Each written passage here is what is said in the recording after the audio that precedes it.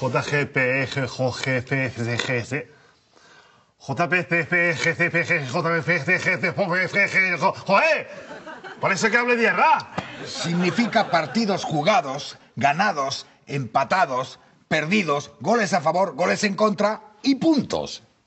Pero entonces, ¿por qué el Barça tiene un 14 aquí y los otros un 13? Porque han jugado un partido de más. Joder. ¿Y eso? Jugaron entre semana. Coño.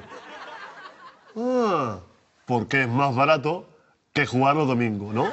No, porque tienen que jugar el mundialito. Coño.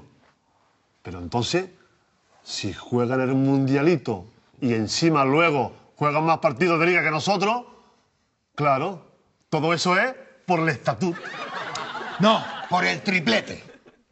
Joder, pero si ganan el triplete y encima les dan más partidos que nosotros, entonces ganarán ellos. ¿Eh? Tú eso no lo habías pensado.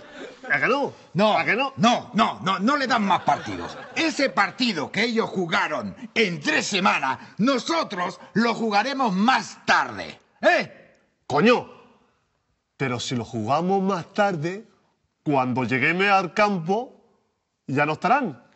Y se habrán llevado los puntos, ¿no? ¡No! ¡Es la jornada la que nosotros jugamos más tarde! ¡No el partido! ¡Ah! ¡Claro! ¿Ahora lo has entendido? No. Porque vamos a ver. Entonces, una jornada que sería más que un partido o menos.